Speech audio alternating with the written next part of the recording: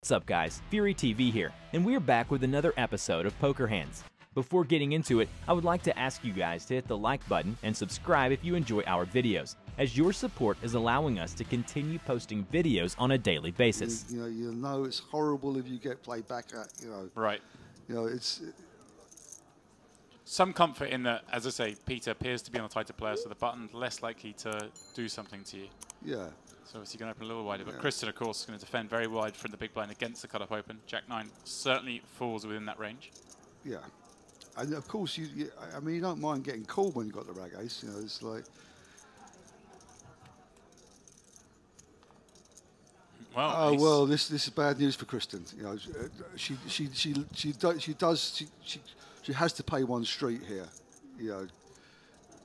There's no escape, at least from paying off one street. Well, that's the escape I didn't think of. He's going to check back. I thought, it's one of the, if you're going to check with some aces, ace 4 is a pretty good one. Probably more inclined to check back hand like ace 7 or ace 8, given that you block some of the draws. I mean, it's always a bit fishy when a raiser checks back an ace though, because it often means exactly this. And Kristen's been around the block a few times, young as she is, and she wasn't buying it. It's probably easier for her to get away now than it would have been on the flop, although still I would have trouble not paying off one bet here. Yeah, I think obviously she knows if he's checked back the flop, he's almost certainly going to bluff the turn. So this is obviously a call here and evaluate good river. Pot control, and she's given herself another chance to catch up as well. I think you've always got to pay one bet. And this is not good news for Kristen, actually. It makes it that bit more likely. I mean, it has bought the flush. It's easier for him to bet again now, but it's also that much more likely that he hasn't got an ace mathematically. So she'll do well. If he sizes his bet right, she'll do well to get away from paying it off. If he makes it, just over a third of the pot here. Interesting, of course, the hand she has would be a pretty fun hand to bluff with, holding the jack of diamonds. Well... 4-7-5. I It'd be pretty ballsy. I think she's too strong and too good to want to do that. It's, he's bet 4-7-5 into what? Into 1.1-ish, 1.2. Yeah, so like I say, he's bet just under a third of the pot, and well, sorry, a bit over, but it's a difficult size. It's sized up to get called by a 10 or a 9, isn't it? And she's in a tough spot. She's only beating a bluff, but now there's only 2 aces left there. He's either got one or he hasn't. He did check back on the flop. Oh, she is going to go for the check raise bluff. I thought she might. You called it. You called it. I thought she might. This is a pretty good spot. Obviously, it's really hard for her opponent to have a flush because she holds a jack of diamonds. And what's he going to think of the fact that she used her time bank before doing that? I mean, did she do that already knowing that she was going to make this play? Yeah, I think so. I think it's a situation where the players, when they are going to raise rivers, obviously it's such a crucial street that they always use it. People always use a time bank because it's such a crucial decision, whether you've got it or not, whether whether she had ace-10 here or the bluff. Sure. But yeah, and now he's got the bluff catcher. Yeah, he does. He's in the same spot that she was in. Fortunately for him, he doesn't hold a 7 or 8 to block a straight, doesn't hold a diamond. And it's also a far less straightforward. She's shown a lot more strength now than he had done. And the story checks out because she check called the turn when the 10 of diamonds came, and now check raised the river when the ace of diamonds came. So it's a very intelligent bluff. Yeah. But he's got an ace. Yeah. And this is the second. I've been in here 5 minutes, and I've seen a very similar play twice.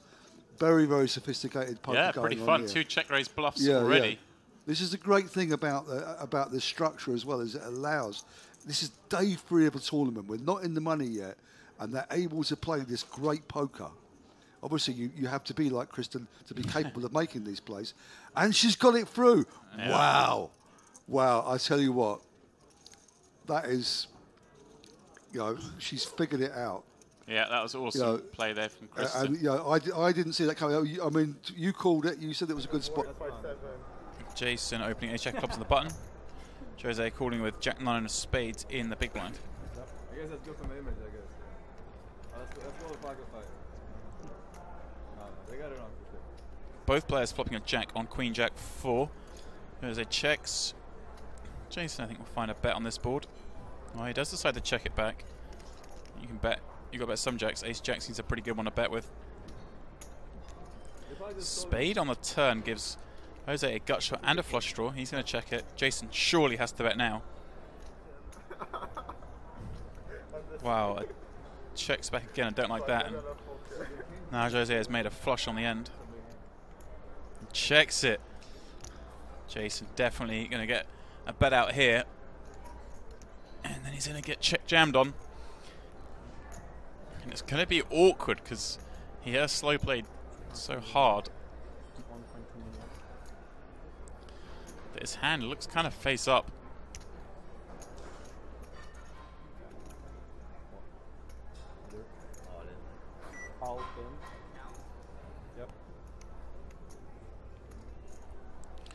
All in from Jose. And Jason, yeah, has created his own problem here.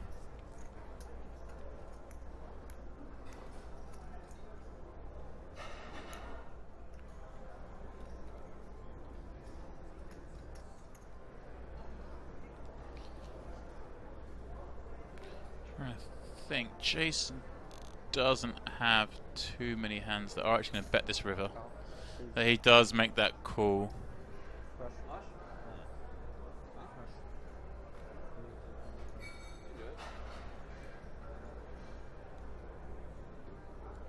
Dominic with a suited. Okay, well, I peel in this spot, yeah, and that's exactly what he's done. Yeah, it's something. The trend for ages was so many wars, wasn't it? Button versus blind 3-bets and whatnot. Nowadays, everyone's happy to play flops. It seems. I'm certainly in favour. Well, you know, I mean, you're kind of under. You don't want to 3-bet and be 4-bet with that hand. Oh, but it's too it's strong enough. You want to get to a flop, but really, I think Tom has found a little bit more of this flop than Dominic. And this is the beauty when you flop straights, especially, is you don't block your opponent having any pairs. It's definitely not a spot you ever want to slow play it. Obviously, in this situation with 3 spades on board, even more reason to can't. Okay, well, Dominic's actually got a decision here because C-back comes a lot of the time.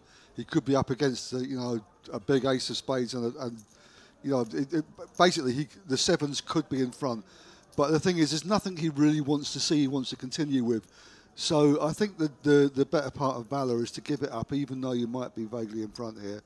But on the other hand, you don't come here just to fold if you think you're winning. And he's going to tell Tom, you're going to have one more stab at this to convince me. Yeah, I mean he knows most of the bad cards. Obviously, he doesn't want to see a spade, so a low non-spade is kind of a good card for him. Well, there well that's rescued Dominic, and that'll slow it down. Obviously, that's the only thing Tom didn't really want to see.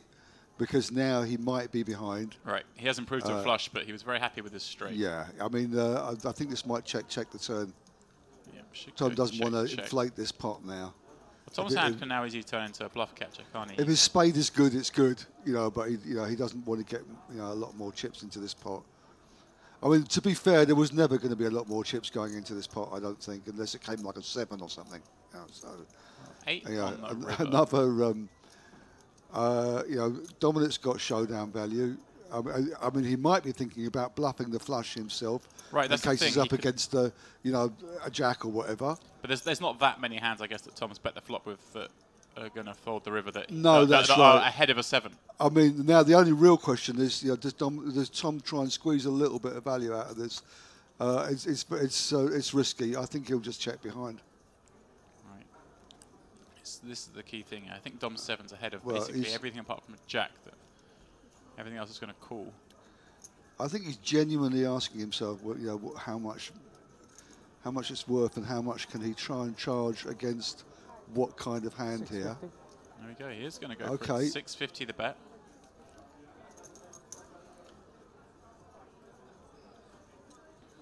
And Dominic with just that 7. When your opponent's going to be value betting as wide as a 10 of spades, it's going to be very hard to call here, isn't it, Barney? Yeah, but I mean, he's thinking, would Tom ever have checked the flush back on the turn here? And how, surely surely he hasn't got a house, and you know, he has got a bluff catcher. And wow, here we go. Wow, this was I was going to ask you. wow. I assumed the attack would go longer. This is the problem about Tom going for value here. Is this is what I was going to ask you. When you bet for value thin here, you've got to be sure your opponent's not likely to check raise bluff you. This is it. Tom could have checked back and won this pot. Instead, he bets another 650 and loses the pot. Wow. I mean, I don't know if anybody knew. I don't know if Dominic knew what Tom's hand was, but you know, I think he felt that there aren't many hands he would have. Well, every pot's so key at this stage of a tournament.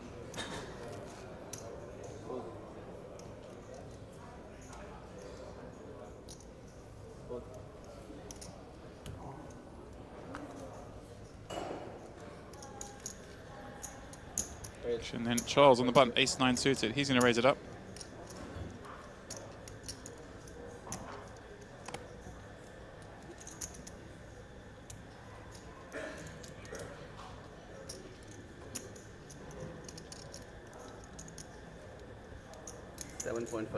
It's a 7.5. Here we go then.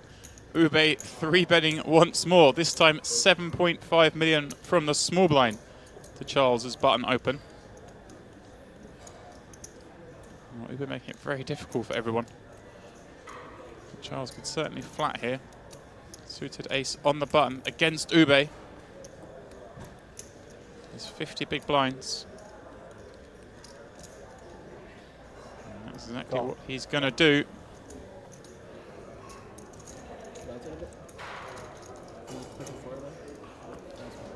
$17 million in the pot.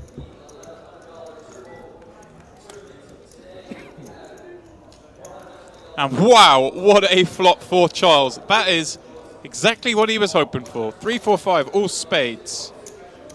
Question now, how much is Ube going to bluff off? Charles cannot believe his luck. There is the face of a man who's just flopped the nuts, doing everything he can not to look involved. Giving off some clues there. Perhaps.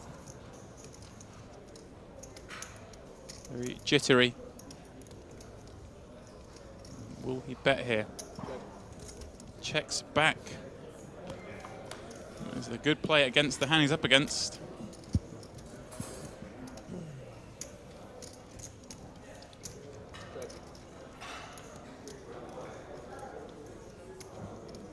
Well, Ube doesn't appear to want to put a chip in this pot. Maybe hopeful his ace-10 is good.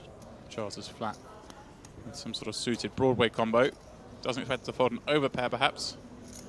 And I guess doesn't expect Charles to have too many offsuit combinations, so doesn't have to worry about him having a lone spade and catching. 8.5. 8.5. So Charles will now bet his hand. 8.5, half pot.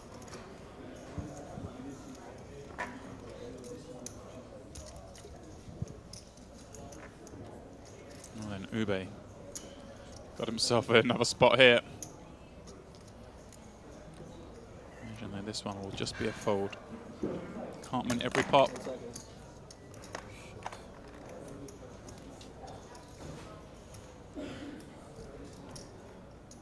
Wow, Ube coming out with the turn check raise, 27 million.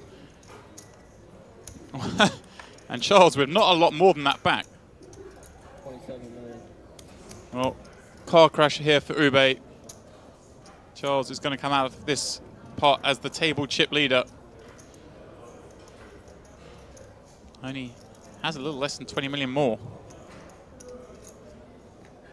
See those yellow chips, 1 million apiece. The white 500Ks. Ube has played crazy at this table. This one a step too far. Charles will burn a time chip, as he should in this spot.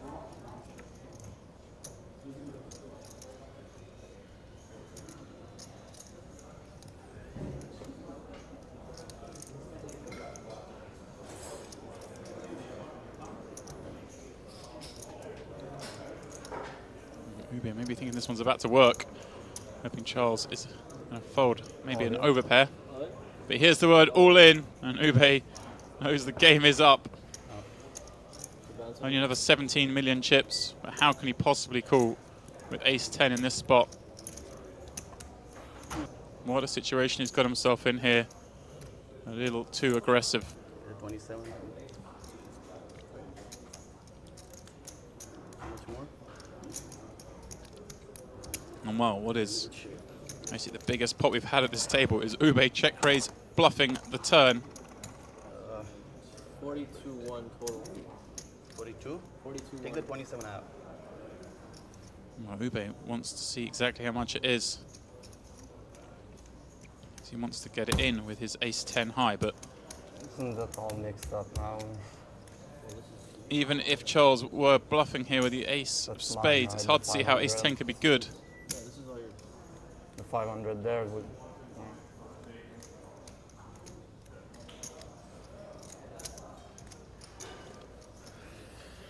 Ube. Huh? No. 21, 21? No. It doesn't make any sense. Is Is it it 15? 15 more. Well, slight confusion over how much more it is to Ube, but I just can't see how he can ever continue with this ace-10. 15? 15, one more.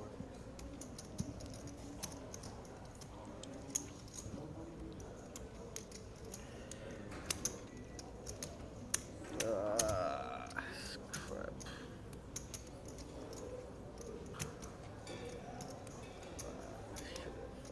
Ube, though, after this hand, will still have 49 million chips. Still a good start to the day. Shown a lot of heart. Gives it up. Thank you. Charles then with, well, a massive gift.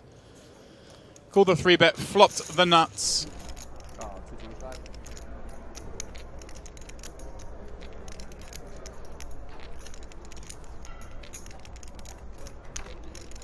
And Daniel's going to flat the button with ace-6 of diamonds. Timex and Sam for their blinds. We go 3-way to the flop. Queen 7-8. This is going to be a bit of a bad one for Nicola. Centurion checks. No, it's going to flat. Hope a brick comes and Nicola will commit himself. There it is. 3 of diamonds on the turn. Centurion checks once more. Bet 550, 1.4 behind. The time is now, I think. Yeah, no, I definitely, I think he's All in declared. he was just like so early in his poker career, so sharp kind of thing. Like that was even like quite ahead of the curve. Yeah, 2011. Really hard for Nicola to fold this one. Like a lot of guys just have this. Oh, I'm good enough to get top 9. Yeah, he does throw the chip into the pot and gets the bad news. Needs to find a king or queen on the river for another double up. 6 it is. Centurion up to just short of 10 million chips. That's going to make things a little bit more interesting around here on our feature table. You know, in one way or another. Yanis flats. 2 very strong hands heads up.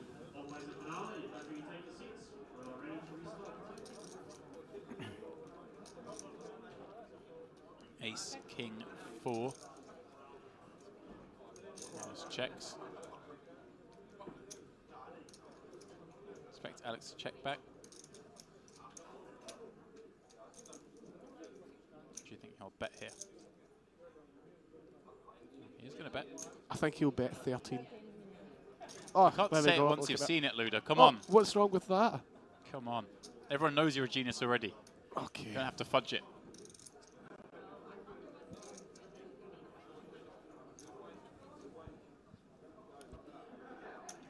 Just a call.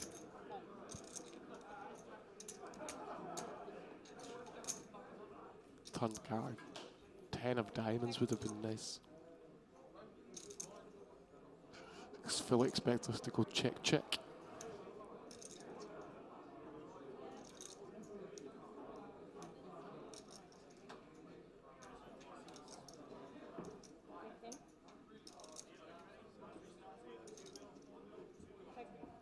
Does check through.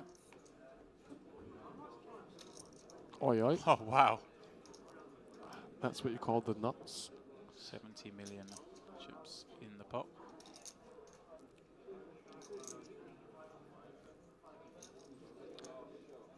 Almost checked it.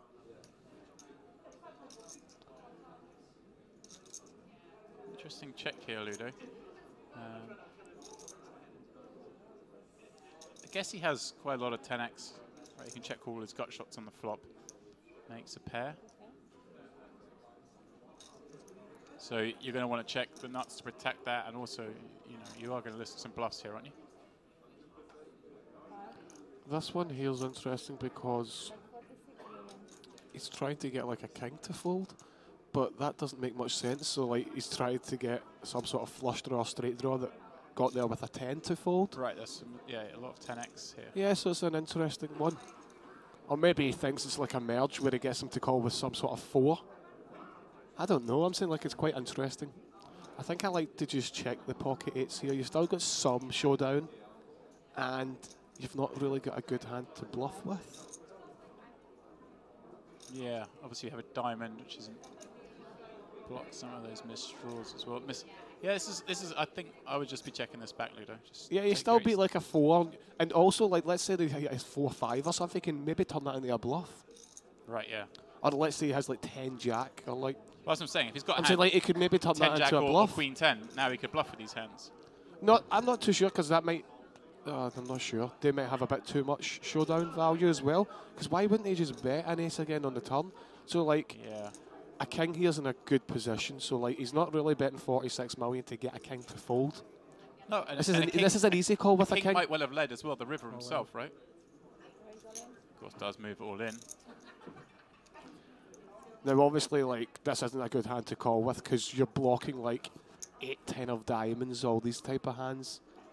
Right. That you want him to. Obviously, you don't want him to have because he beats you with a pair of 10s. But the way the hand's played, it's pretty messy. It's a messy hand heads up here. Like the way this hand's went, you don't get to see hands like this that often. So it's like hard to like kind of commentate and be quite precise in certain departments because. Right. Obviously, the value hands he reps are it's just basically Queen Jack. Yeah, it's an interesting one. Well, Foxy's obviously thinking about it here. 5, I suppose, as well. He must be thinking he might have 4-5 that he's turning into a bluff. Or as you say, 10 Jack. Queen 10 maybe. Jack 4 of diamonds, Queen 4 of diamonds. Right. Like something that doesn't need to bluff the river because it's got Queen, showdown. Queen 3 Jack 3 of diamonds as well. Yeah. So like, okay, so we've got like, we could say like he's got showdown with like Jack 4 of diamonds, Jack 3 of diamonds, Queen 3 of diamonds, Queen 4 of diamonds. And then maybe you can put in some like 3-5 suited hands, like 4-5. Right, and if the only hand that check raises all in for value, or the only hands that do it, what, set of 4s? Set of 4s and Queen Jack, are there other hands? But the thing about this as well that Alex will be thinking, I'm pretty sure he's going to throw it away, but I'm saying like, the only thing he's going to be thinking about this situation is when I bet so much into the river, 46 into 70, and he shoves all in, he's basically only repping Queen Jack. Yeah. So how many combos of Queen Jack is there? Right, there's not many compared to the combos of all so these. that's what I'm saying. So if you start throwing in like the Jack 4 of diamonds, Jack 3 of diamonds, the Queen 3 of diamonds, the 4-5, all the type of hands, there's more combos of those than there is of the Jack Queen. So that's maybe where he's getting himself leveled in his head. I suppose there's not. Well, he has called. Ludo, he has called. And that is insane. Gets tabled, and that's it. That's insane. But I'm saying that's obviously what he was expecting if he was. He doesn't. I know.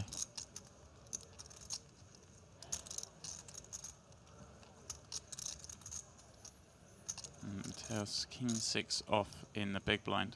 Maybe they've got the graphics wrong there, I think. It is possible. It does happen once a year. No, I'm joking.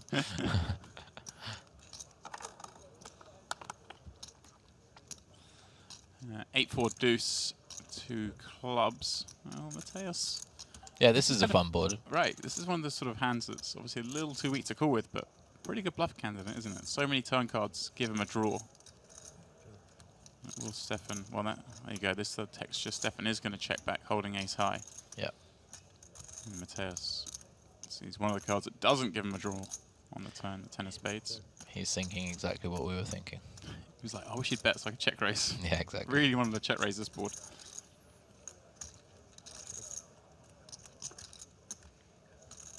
He checks through once again. Stefan pairing his 7 on the end.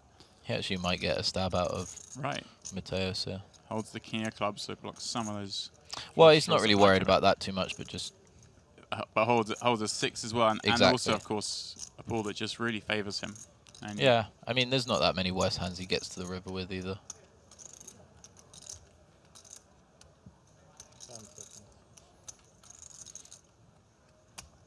No. Thinks better of it. It's probably wise. Can Stefan try and squeeze some value out of perhaps some like 4x or deuce x that's in there? Thank you.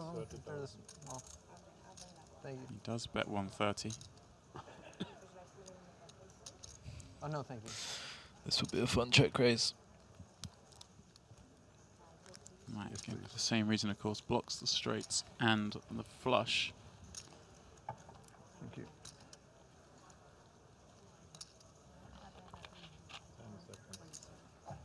Question, I guess, is how many of his flush draws check the turn? Right, I guess he's expected to lead up with a lot of them against a check back on the flop from Stefan. Straight perhaps a little bit more likely.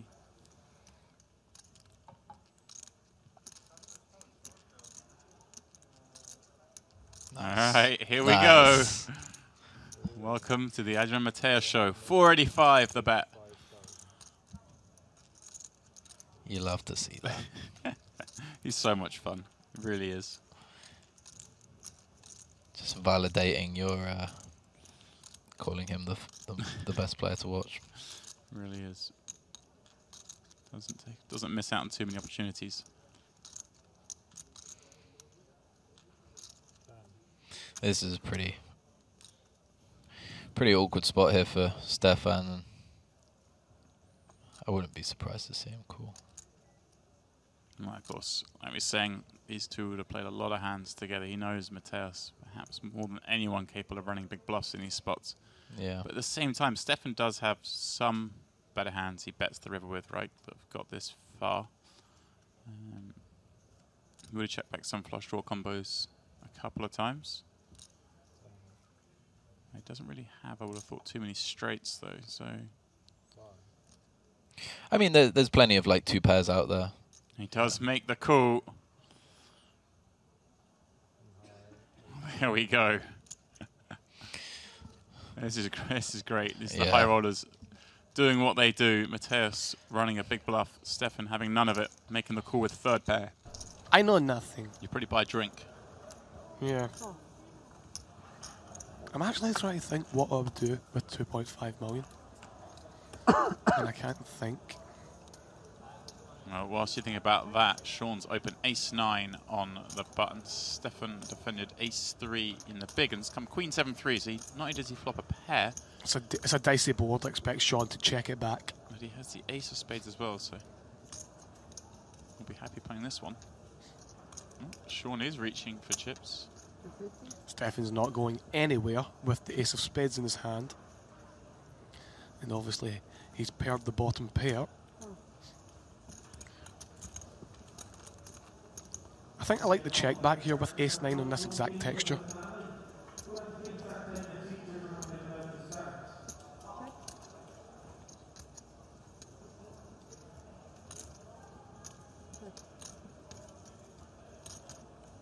Oh. Oh. Well, that is a spicy run out for Stefan. Trip 3s against the 2nd pair. Go for it, Stefan.